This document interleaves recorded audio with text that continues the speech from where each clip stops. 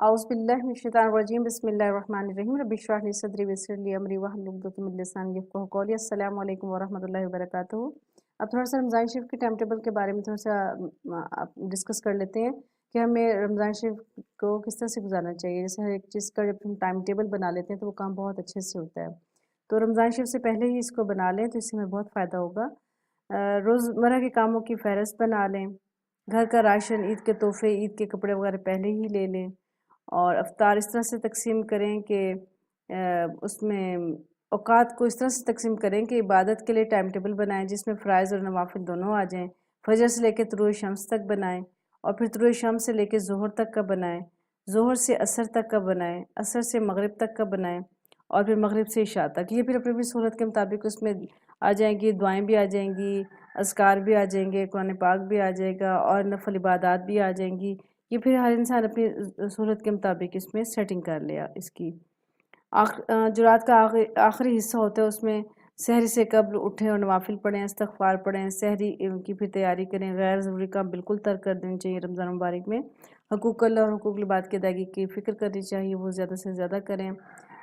घर में इबादत की एक जगह बना लेनी चाहिए इंसान को, आम रूटीन में भी, जहाँ ज़रूरत की तमाम चीज़ें मौजूद हों, जैसे कुरान मजीद, ज़िक्र अज़कार की कुतुब, तस्बीहात वगैरह। कसरत से हमें इसमें इस्तिग़फ़ार करना है रमज़ान मुबारक में, कसरत से दुआएँ मांगें और ख़ुद को भी हर वक्त याद करवाते रहें कि अल्लाह की नाफ़रमानी और रसूल की नाफ़रमानी की किसी सूरत नहीं करनी और इससे हमने बचना है।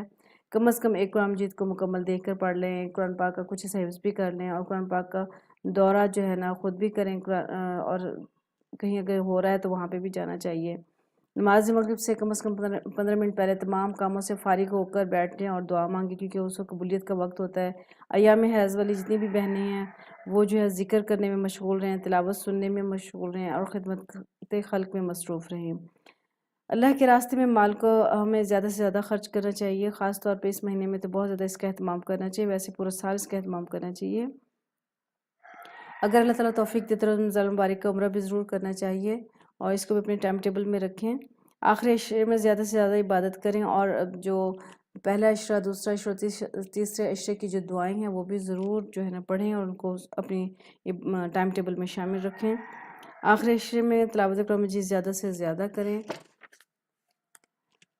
और कोशिश करें रमज़ान में ग़ीबत चुगली से बचते रहें क्योंकि ये रोज़े को बहुत ज़्यादा ख़राब करते हैं। अगर कोई आपसे लड़े तो आप कह दें कि मैं रोज़े से हूँ। आखिरी अशरे में लैलतुल क़द्र की तलाश करें जो 1000 महीनों से बेहतर है। तो इसकी कोशिश हमें करनी और अपना ढूँढना है इस रात को जाग के, क्योंकि इन आखिरी ताक रातों में जाग कर अल्लाह ताला की इबादत करने का बहुत ज़्यादा जो सवाब है, क्योंकि इन्हीं आखिरी ताक रातों में लैलतुल क़द्र पाई जाती है और उसको हमने हासिल करना है।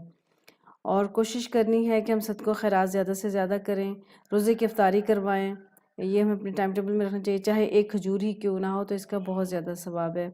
इफ्तारी सवाब की नीयत से करना चाहिए और ज़्यादा से ज़्यादा इसमें सखावत करनी चाहिए और नौकरों के साथ काम में नरमी कर लें। पहले से ही सोच लें कि नौकरों के साथ हमने हेल्प करनी है और उनके काम में नरमी करनी है।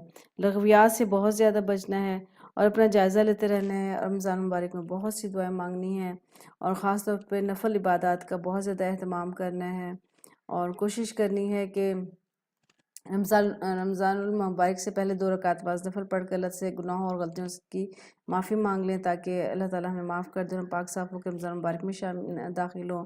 और तकरीबन हर वक्त हमें इस्तिग़फ़ार कसरत से पढ़ते रहना चाहिए और उसके हिसाब से बाकी अपने हिसाब से देख लें कि हम क्या कुछ कर सकते हैं। तो रमज़ान शरीफ आने से पहले ही रमज़ान मुबारक की हमें तैयारी करनी चाहिए, तभी हम बेहतरीन तरीके से अपने रमज़ान को गुजार सकते हैं। अल्लाह ताला से गुज़ारिश है हमें बेहतरीन रमज़ान गुज़ारने की तौफ़ीक़ और सादत नसीब फरमाए। अस्सलामु अलैकुम वरहमतुल्लाहि वबरकातुहू।